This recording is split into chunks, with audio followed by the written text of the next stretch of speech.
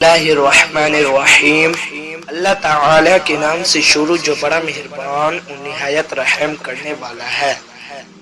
حضرت یونس علیہ السلام کا قصہ قرآن مجید میں بڑی عبرت اور نصیحت کے ساتھ بیان کیا گیا ہے۔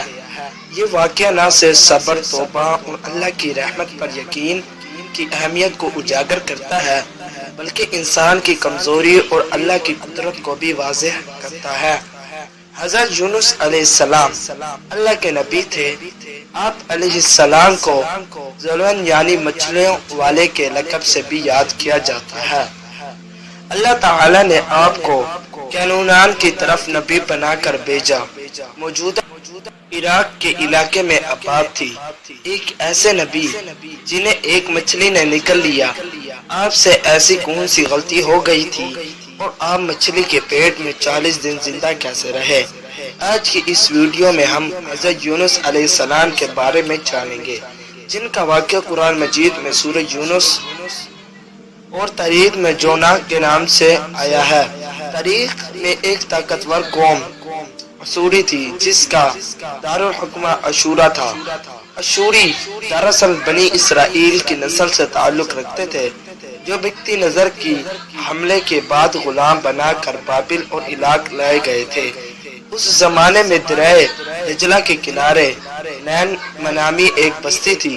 اشور کے کسی بادشاہ نے ایک دیوتا کے نام پر نینوا میں ایک مندر بنوایا۔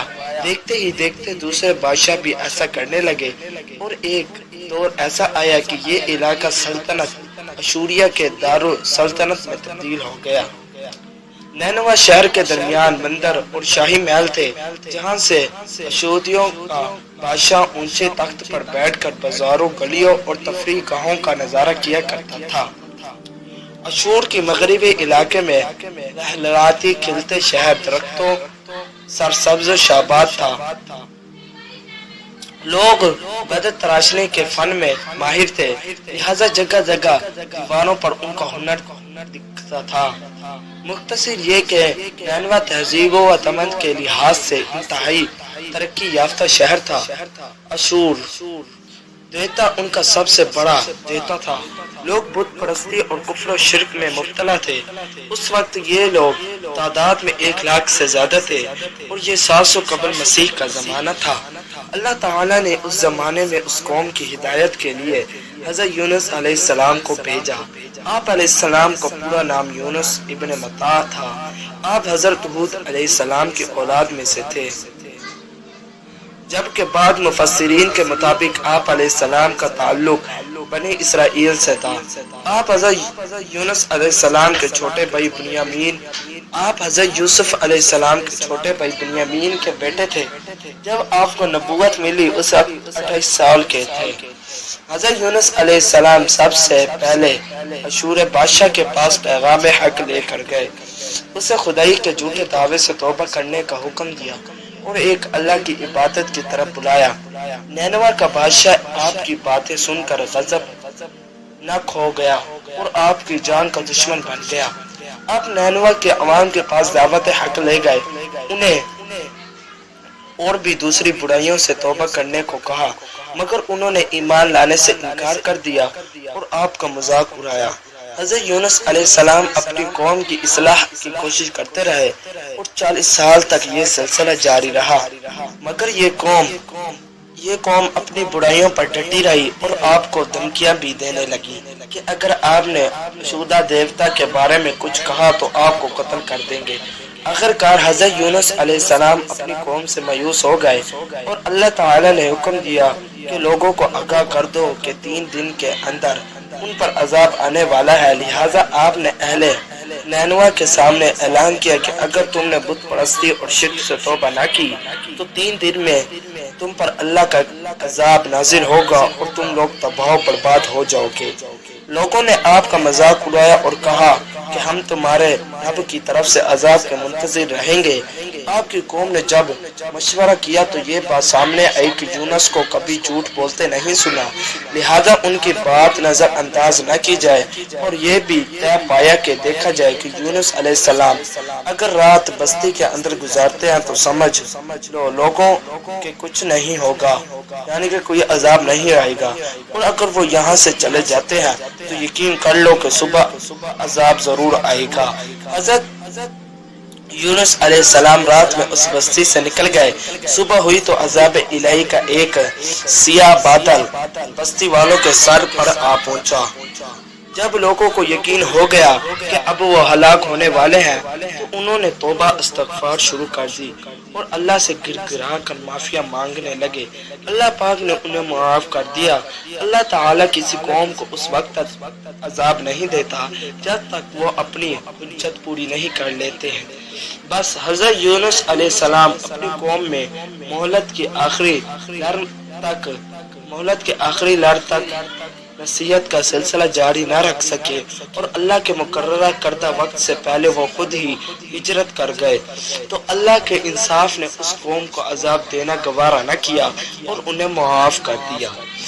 جب آپ علیہ السلام فرات کے کنارے پہنچے تو وہاں مسافروں کو لے جانے والی کشتی میں سوار ہو گئے۔ شام ہوتے ہی اونچی اونچی لہریں اٹھنے لگی۔ لوگوں نے ڈوب جانے کے خوف سے اپنا سامان سمندر میں پھینکنا شروع کر دیا، مگر پھر بھی کشتی ہلتی رہی، یعنی کہ ڈوبنے کا خدشہ تھا۔ اہل کشتی نے اپنے عقیدے کے مطابق کہا کہ ایسے معلوم ہوتا ہے کہ کشتی میں کوئی غلام اپنے آقا سے بھاگا ہوا ہے، جب تک وہ ہم سے الگ نہ ہوگا ہماری نجات نہ ہوگی۔